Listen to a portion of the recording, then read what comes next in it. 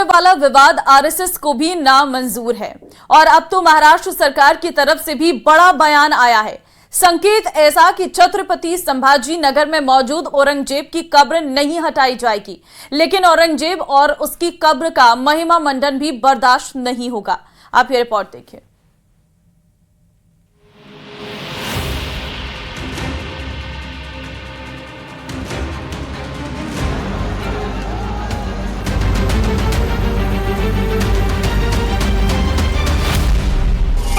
औरंगजेब आलमगीर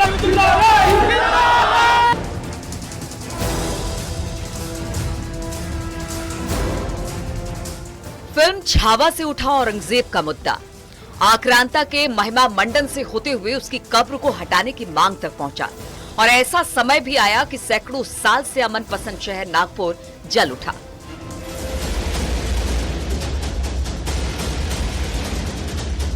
नागपुर में हिंसा की साजिश की जांच जारी है, लेकिन औरंगजेब की जिस कब्र को लेकर ये तूफान उठा था, उस पर राष्ट्रीय स्वयंसेवक संघ की ओर से 2 टूक संदेश आ गया है। औरंगजेब की कब्र वहीं रहनी चाहिए जहां पर वो है। उनकी वहां मृत्यु हुई, उनकी कब्र वहां बनी हुई है। जिसको श्रद्धा है वो जाता है। अब श्रद्धा किसको है किसको नहीं वो तो मैं नहीं जानता हूं, और इसलिए जो है वो है। हमारे यहाँ की परंपरा में मृत्यु के बाद हम उसकी ज्यादा चिंता नहीं करते। उधर महाराष्ट्र सरकार ने भी यही संकेत दिए हैं कि छत्रपति संभाजी नगर में मौजूद औरंगजेब की कब्र को हटाया नहीं जाएगा। बघा, आमची भूमिका अतिशय स्पष्ट आहे की ही जी काही कबर त्या ठिकाणी आहे ही एएसआय ची प्रोटेक्टेड कबर आहे। त्यामुळे आम्हाला औरंगजेब आवडो का न आवडो, कायद्याने 50, 60, 100 वर्षापूर्वी त्याला त्या काळामध्ये 60 वर्षापूर्वी प्रोटेक्शन मिळालेलं आहे आणि म्हणून त्या ठिकाणी जे काही कायदा आहे त्या कायद्याचं पालन करणं ही आमची जबाबदारी आहे। हे मात्र निश्चित आहे, कुठल्याही परिस्थितीमध्ये औरंगजेबाच्या कबरीचं उदात्तीकरण, ग्लोरिफिकेशन आम्ही होऊ देणार नाही।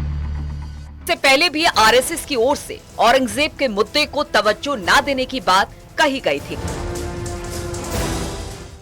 Is Aurangzeb relevant today? Do you think the tomb should be moved? I think not relevant. Is Aurangzeb relevant today? Do you think the tomb should be moved? I think not relevant. जाहिर है जो इशारा मिल रहा है उससे तो साफ है कि क्रूर मुगल बादशाह की कब्र फिलहाल वहीं रहने वाली है। हालांकि ये चैप्टर अभी क्लोज नहीं हुआ है। Bureau report, news city.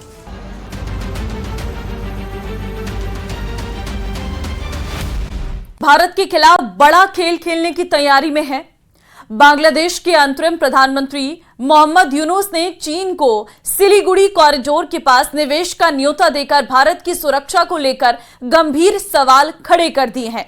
ये वही कॉरिडोर है जो भारत को उसके पूर्वोत्तर राज्यों से जोड़ता है। तो क्या चीन और बांग्लादेश मिलकर भारत को घेरने की साजिश रच रही हैं? ये रिपोर्ट देखिए।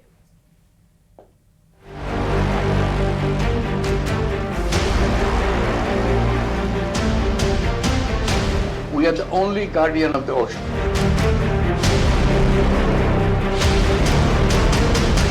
So this opens up a huge possibility. So this could be an extension of the Chinese economy. Bharat के खिलाफ बांग्लादेश का षड्यंत्र। शी जिनपिंग के साथ मिलकर मोहम्मद यूनुस की नई चाल। चिकन नेक के नजदीक चीन को ऑफर। बांग्लादेश के अंतरिम प्रमुख मोहम्मद यूनुस ने भारत के खिलाफ एक बड़ी साजिश की जमीन तैयार कर दी है। बीते शुक्रवार को बीजिंग में चीन के राष्ट्रपति शी जिनपिंग से मुलाकात के दौरान यूनुस ने चीन को भारत के चिकन नेक यानी सिलीगुड़ी कॉरिडोर के पास एक रणनीतिक नदी परियोजना में निवेश का न्योता दिया है।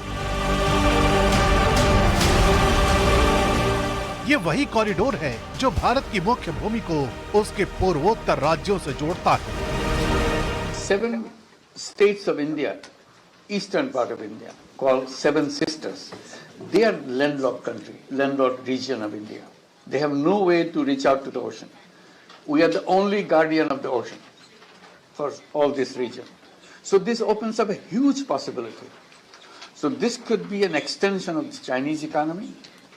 Build things, produce things, market things, bring things to China, bring it out to the whole rest of the world. लेकिन यूनुस यही नहीं रुके।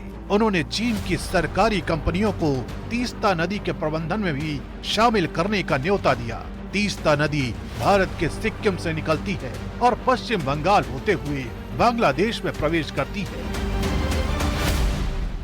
Well, I think this is a very shocking statement by Chief Advisor Mohammad Yunus. He has absolutely no right to make a statement like that on access by Northeast India to the Bay of Bengal.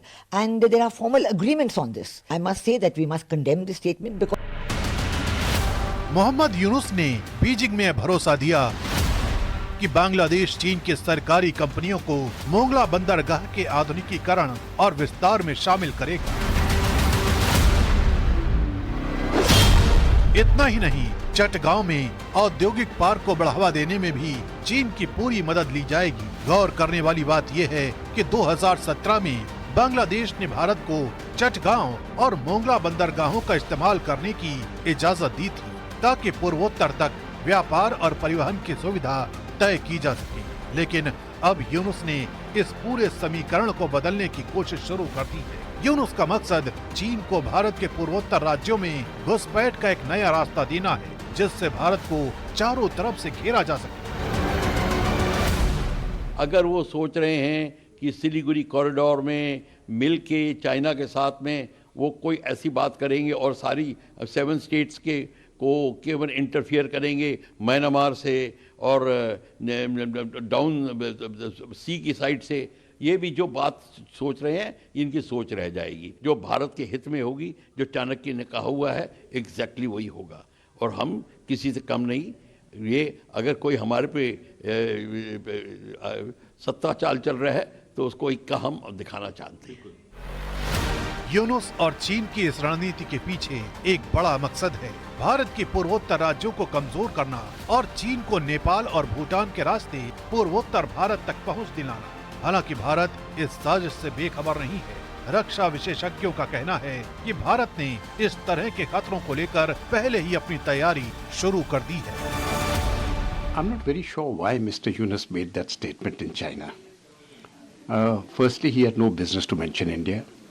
What India's northeastern states do is none of his business.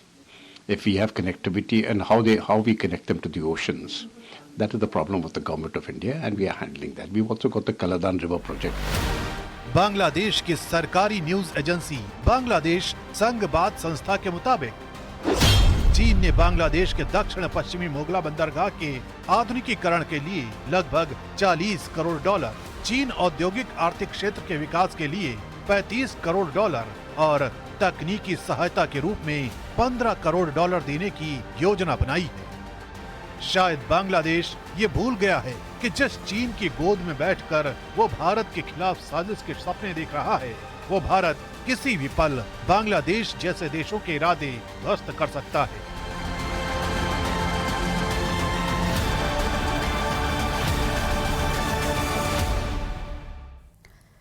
Nepal की राजधानी काठमांडू में राज्यशाही की मांग को लेकर दंगे भड़क उठे हैं। पीएम केपी ओली ने नेपाल में भड़की हिंसा को लेकर पूर्व राजा ज्ञानेंद्र शाह पर आरोप लगाए हैं। सवाल उठ रहे हैं कि नेपाल की लोकतांत्रिक व्यवस्था पर एक बार फिर खतरा मंडरा रहा है। ये रिपोर्ट देखिए।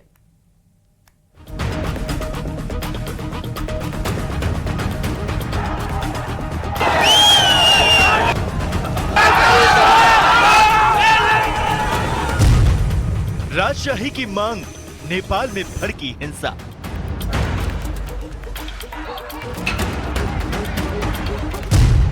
काठमांडू की सड़कों पर उतरी सेना।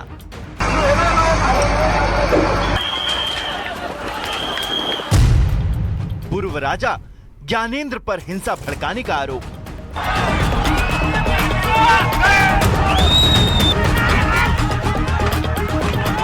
नेपाल में राजशाही की मांग को लेकर विरोध प्रदर्शन अब हिंसक दंगों में बदल चुके हैं। राजधानी काठमांडू और कई दूसरे देशों में हुए दंगों में 2 लोगों की मौत हो गई और 110 से ज्यादा लोग घायल हो चुके हैं। प्रदर्शनकारियों ने कई सरकारी इमारतों और दुकानों को आग के हवाले कर दिया। राजशाही की मांग करने वाले राष्ट्रीय प्रजातंत्र पार्टी ने भी इस हिंसक प्रदर्शन को हवा दी, जिसका नतीजा ये हुआ कि हालात बिगड़ते देख नेपाल सरकार ने काठमांडू में सेना तैनात कर दी और शहर में कर्फ्यू लगा दिया गया। प्रधानमंत्री केपी शर्मा ओली ने इन प्रदर्शनों को साजिश करार देते हुए सीधे तौर पर पूर्व राजा ज्ञानेंद्र शाह पर हिंसा भड़काने का आरोप लगाया है। संबंध स्थापना भएको पैसा प्रधानमंत्री ओली ने संसद में बोलते हुए दावा किया कि पूर्व राजा ज्ञानेंद्र शाह ने देश में सामाजिक अशांति फैलाने के लिए उन लोगों के साथ हाथ मिलाया जिन्होंने बैंक के ऋण चुकाने से इनकार कर दिया। केपी शर्मा ओली ने कहा कि ज्ञानेंद्र शाह ने अपने घर पर अराजक तत्वों को बुलाकर एक तथाकथित कमांडर नियुक्त किया जो देश में हिंसा फैलाने की कोशिश कर रहा था। इन दंगों के दौरान नेपाल के तिनकुने क्षेत्र में हिंसा चरम पर पहुंच गई। बवाल करने वालों ने इंटरनेशनल एयरपोर्ट और तेल निगम के डिपो को भी निशाना बना लिया। यही वजह है कि पीएम केपी ओली ने इसे आतंकी प्रदर्शन से जोड़ दिया है। ये घटनाएं राजनीतिक विरोध नहीं बल्कि आतंकवादी गतिविधियां हैं, इसलिए दोषियों को किसी भी कीमत पर बख्शा नहीं जाएगा।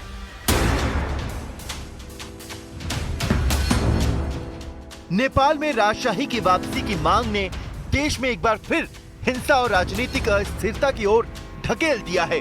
प्रधानमंत्री ओली की चेतावनी और सेना की तैनाती के बावजूद प्रदर्शनकारियों का गुस्सा थमने का नाम नहीं ले रहा है। अब बड़ा सवाल ये है कि क्या नेपाल में लोकतंत्र की जड़ें हिल रही हैं? क्या नेपाल एक बार फिर राजशाही की ओर लौट रहा है? जो भी हो, लेकिन हर चुनौती का सामना नेपाल की आम जनता को एक बार फिर से करना पड़ रहा है। 2 हफ्ते पहले अंतर्राष्ट्रीय अंतरिक्ष स्टेशन से लौटी है, जिसके बाद उनका पहला इंटरव्यू सामने आया है। अंतरिक्ष से भारत कैसा दिखता है, इसको लेकर भी उनसे सवाल पूछा गया है। ये रिपोर्ट देखिए।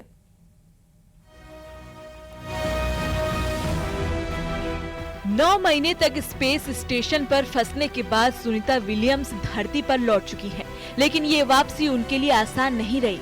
हालांकि सुनीता विलियम्स ने उसे एक चुनौती की तरह लिया। अब वो अगले मिशन पर जुट गई हैं। स्पेस स्टेशन से लौटने के बाद उनका पहला इंटरव्यू सामने आया है। उनसे भारत को लेकर सवाल पूछा गया कि अंतरिक्ष से भारत आखिर कैसा दिखता है। सुनीता ने कुछ ऐसा जवाब दिया। India is amazing. Every time we went over the Himalayas, and I'll tell you, Butch got some incredible pictures of the Himalayas. Just amazing. And you can see, like I've described it before, just like this ripple that happened, obviously when the plates collided, and then as it flows down into India, it's many, many colors. I think when you come from the east going into like Gujarat and Mumbai, the fishing fleet that's off the coast there gives you a little bit of a beacon that here we come. And then all throughout India, I think the impression I had was it was just like this network of lights from the bigger cities going down through the smaller cities. Just incredible to look at night as well as during the day, highlighted of course by the Himalayas, which was just incredible as a forefront going down into India. Sunita Williams भारतीय मूल की हैं। उन्होंने भारत के space mission को लेकर भी बात कही। उन्होंने कहा कि अंतरिक्ष के क्षेत्र में भारत की तरक्की बेहद ही सराहनीय है। वहीं उन्होंने भारत आने की भी बात भी कही है। I hope, and I think for sure, I'm going to be going back to my father's home country and visiting with people and getting excited about the first, or not the first, but the Indian astronauts who's going up on the Axiom mission coming up. Pretty awesome. They'll have a hometown hero there of their own that will be able to talk about how wonderful the International Space Station is from his perspective.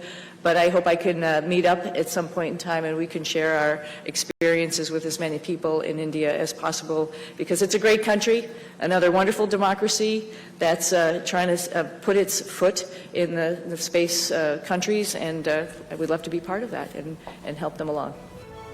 Sunita Williams 9 महीने बाद धरती पर लौटी हैं, जिससे उनकी lifestyle सामान होने में अभी वक्त लगेगा।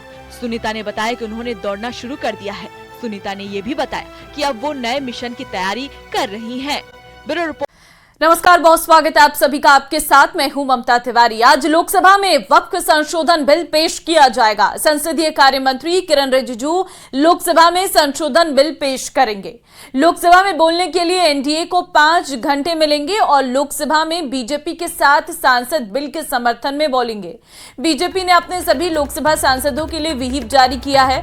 लोकसभा में अनिवार्य रूप से रहने के लिए कहा गया है। वहीं वक्फ संशोधन विधेयक को लेकर समाजवादी पार्टी ने भी अपने सांसदों के लिए व्हिप जारी करते हुए सदन में मौजूद रहने को कहा गया है।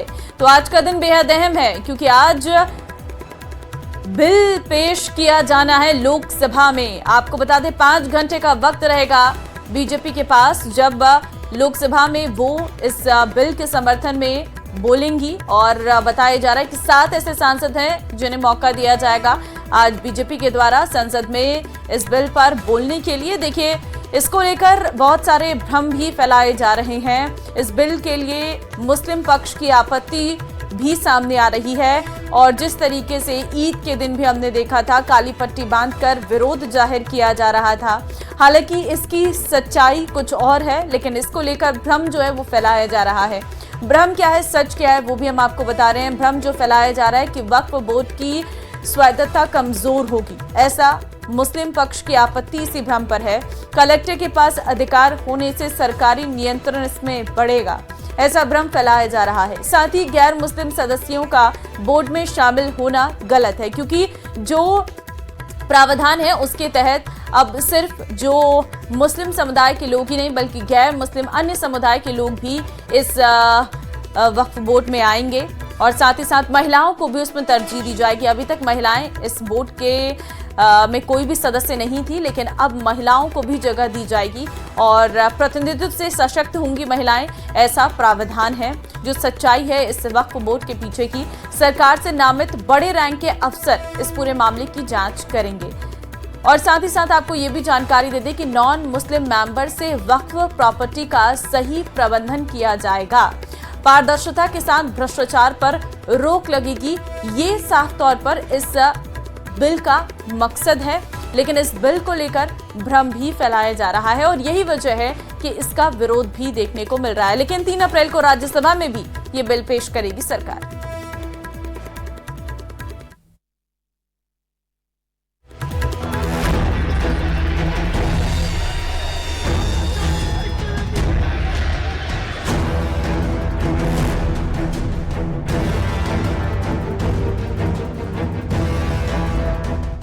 वक्फ कानून में बदलाव पर सियासी युद्ध फाइनल राउंड में पहुंच चुका है। बुधवार को संसद में ये बिल पेश होगा और इससे पहले सियासी पारा 7वें आसमान पर है।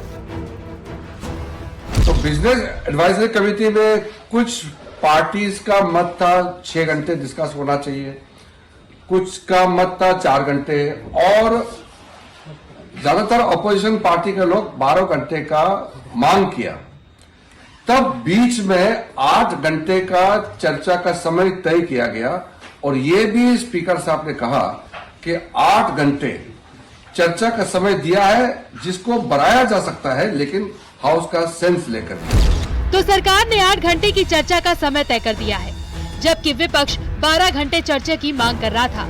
जब सरकार ने विपक्ष की बात नहीं मानी तो विपक्ष ने बिजनेस एडवाइजरी कमेटी से वॉकआउट कर दिया। इधर वक्फ संशोधन बिल को लेकर खबर है कि जेबीसी की रिपोर्ट में भेजा गया बिल ही संसद में पेश होगा। सूत्रों के मुताबिक वक्फ बिल में किसी बड़े संशोधन की संभावना नहीं है। खैर, बीजेपी कह रही है कि जो भी संशोधन हो रहे हैं वो पूरी तरह मुसलमानों के पक्ष में है और गरीब मुसलमानों को इसका फायदा सबसे ज्यादा मिलेगा। बीजेपी ये आरोप भी लगा रही है कि विपक्ष इस मुद्दे पर सिर्फ और सिर्फ भ्रम फैला रहा है, लेकिन विपक्ष सारे दावों को सिरे से खारिज कर रहा है। Bureau report, news 18।